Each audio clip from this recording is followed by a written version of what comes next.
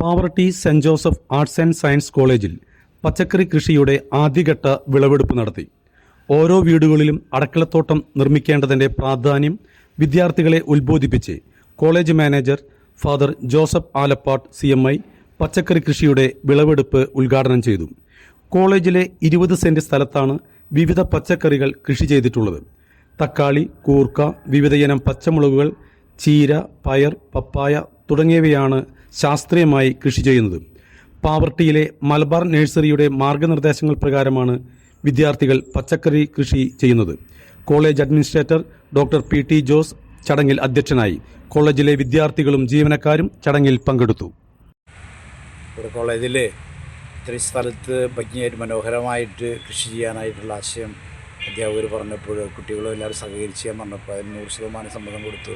മനോഹരമായിട്ട് പച്ചക്കറി കൃഷിയുടെ ചെയ്തിട്ടുണ്ട്. നമുക്കിവിടെ വരുമ്പോൾ മനസ്സിന് ഭയങ്കര കുളിർമയാണ്, കാണുമ്പോൾ ഭയങ്കര സന്തോഷമാണ്.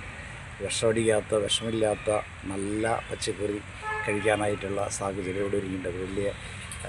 വലിയൊരു കാര്യമാണ്. ഞാൻ അധ്യാപകരെയും അഡ്മിനിസ്ട്രേറ്റർ ജോസ് മാഷിനെയൊക്കെ പ്രത്യേകം, അതുപോലെ പ്രിൻസിപ്പൽ സാറിനെയൊക്കെ പ്രത്യേകമായിട്ട് അഭിനന്ദിക്കുകയാണ്. ഇതിൻ്റെ പുറകിൽ കൂട്ടായ പ്രവർത്തനം ഉണ്ട്, അതുകൊണ്ടാണ് ഇത്രയും വിജയിക്കുന്നത്.